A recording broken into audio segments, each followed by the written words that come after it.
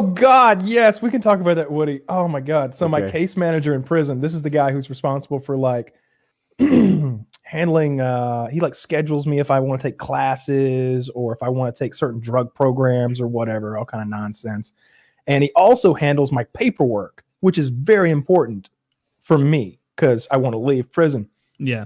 He's the one scheduling like, oh, so this is the person who's going to be picking you up. This is your address where you'll be like going home to.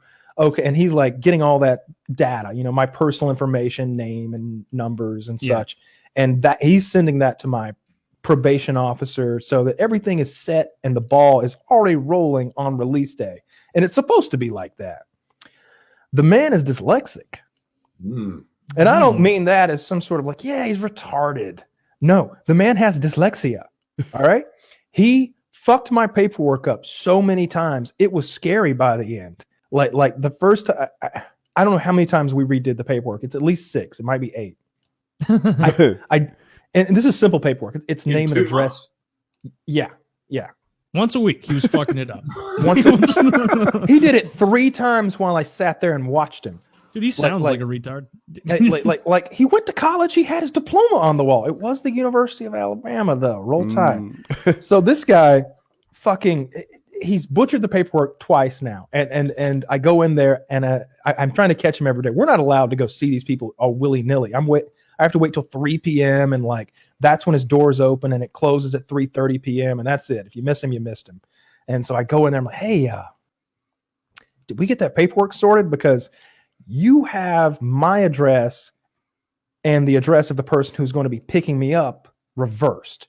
So my probation officer went to inspect someone else's home the other day, and they were a little confused by that. And, and also you have me being picked up by someone who lives at my home address, and that's not the case. And he's like, that's the sort of thing, it's funny. It's easier to fix that sort of thing from the outside than on the inside. And I'm thinking like, I'm getting that feeling. Yeah. What he means is, I don't want to spend any more time on your paperwork. So just figure it out when you leave. And I'm thinking like, well, if you say so, I mean, as long as if you say so, I'll call them when I get out. That I got the PO's number, call them when I get out. Well, I guess the probation officer gets wind of this.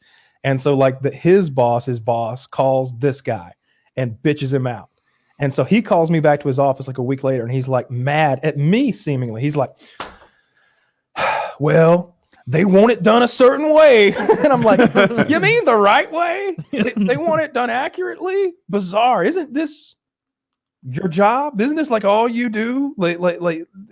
And he's so he does all the paperwork again. Keep in mind, he's literally copying from a piece of paper into like one of those computer programs that has like slots to insert information, like name, address. He's just filling out a form on a computer, and then he clicks print and he hands it to me, and I go, no, no. You see, this is misspelled, and it's my address, which I think, we probably want to get right. Here you go. And he goes, shit. Does it again. Print. Hands it back to me. I'm like, I hate to be a stickler, but the number has to be exactly right on an address. But this isn't the county I live in, nor is my name Mr. Mayor. So my name is not Yikely Eimers. And he goes, all right. Like psychs himself up like he's about to kick a field goal or something, and hands it back to me. And I stared at that piece of paper that literally just has my name, my address, and my fucking 9-digit number on it for a good 2 solid minutes before I'm like, you got it. And I sign off on it. He signs off on it, and everything finally worked out. But when I get to my senior probation officer, he's like, what was going on in there with that paperwork? We've never seen anything like it. And I'm like, well, he has dyslexia. He's like, no, that's funny, but really, I was like, the man has dyslexia. I'd like to report him if that's possible. You should really look into it. He can't read well, like he's inverting letters, like it's basic spelling, and he can't copy from copy. He goes, Fuck. He receives a complaint, and he's like, a compliment. They love me. Oh man, It was scary because, like Leonardo da Vinci of prison paperwork stewards. Because I didn't know how that shit worked. Like in my head, I'm like, are they going to let me go on October 3rd? Well, it says they released me on the 3rd, but what if my paperwork's wrong? Yeah, and somebody else told me, they were probably just fucking with me. They were like, oh yeah, you got to get medically cleared to leave. And I'm like, that doesn't make sense. Yeah, your name is not Kylie, correct? I'm sorry, by Georgia rules, you must repeat your entire sentence.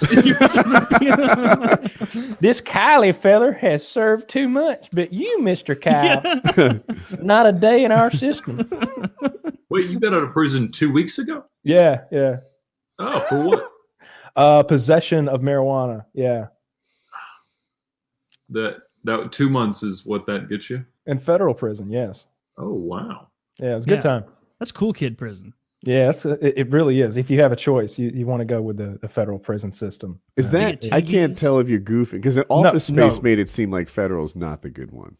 Federal is the good one. It absolutely is. Okay. It definitely is because state prisons, from what I was told by prisoners, like federal prison has their low really means low. Their camp really means it's more of a camp, and their max is really fucking max. But in state prison, depending on funding, maybe throw them in the medium. Like the levels aren't as defined as well. Like their low might be pretty fucking rough. They mix them maybe too much instead of getting. I'm not an expert, but that's definitely my understanding of the scenario. That the state prison, even when I was in county jail, they were like, "Oh yeah, I knew a guy that got killed in a state prison." I'm like, "What? Why?" Stole potato chips. This is a good tip for you guys listening out there. Commit federal crimes. Federal crimes, boys. Yeah. Always federal crimes. Go big or go home. That's what I always say. Yeah. Well, you don't go home. Do it right.